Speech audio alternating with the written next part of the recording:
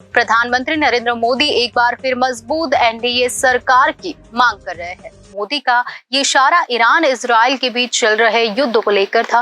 PM Modi ने ये बातें रविवार को लॉन्च हुए अपने घोषणा पत्र में कही है। रविवार को प्रधानमंत्री मोदी की मौजूदगी में बीजेपी ने अपना संकल्प पत्र जारी कर दिया। मैनिफेस्टो लॉन्च के दौरान मोदी ने एक बार फिर पहले से मजबूत एनडीए सरकार बनाने की मांग की है। मोदी के इस बयान के पीछे छुपा कोई बड़ा इशारा है। राजनीति के दांव पे समझने वाले लोग ये बखूबी जानते हैं कि मोदी कोई भी बात हल्के में कभी नहीं बोलते। एक तरफ जहां पश्चिम एशिया में तनाव है, ऐसे में संकल्प पत्र के लॉन्च पर मोदी की ये मांग काफी कुछ कह रही है। इजराइल और ईरान तनातनी के बीच मोदी ने कहा कि उनकी सरकार समय समय पर विदेशों में संघर्ष की स्थिति में फंसे भारतीयों को वापस लाने में कामयाब रही है।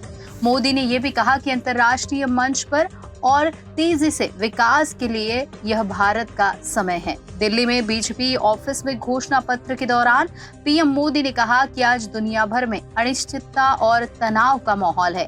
हर जगह संघर्ष हो रहा है। संकट की इस घड़ी में संघर्षग्रस्त देशों में रहने वाले भारतीयों की सुरक्षा हमारी प्राथमिकता है। वैश्विक अशांति के समय भारत में एक स्पष्ट बहुमत के साथ एक स्थिर सरकार की आवश्यकता और भी अधिक स्पष्ट हो जाती है।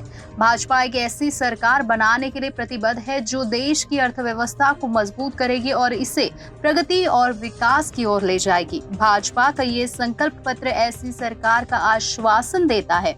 भारत एक वैश्विक सहयोगियों के रूप में मानवता के कल्याण के लिए लगातार प्रयास करेगा। भारतीय जनता पार्टी दृढ़ता से राष्ट्र के हित में साहसिक और चुनौतीपूर्ण निर्णय लेती है और देश को प्राथमिकता देती है। उन्होंने कहा कि उनके नेतृत्व वाली एनडीए सरकार ने भारत को दुनिया के लिए विश्व बंधु मित्र के रूप में स्थापित किया। साथ ही ये एक ऐसी सरकार भी थी जो देश के हित में बड़े और कठिन निर्णय ले सकती थी। सरकार ने बताया कि मोदी सरकार में संघर्ष क्षेत्रों में फंसे 1.5 करोड़ भारतीयों को निकालने में कामयाबी रही।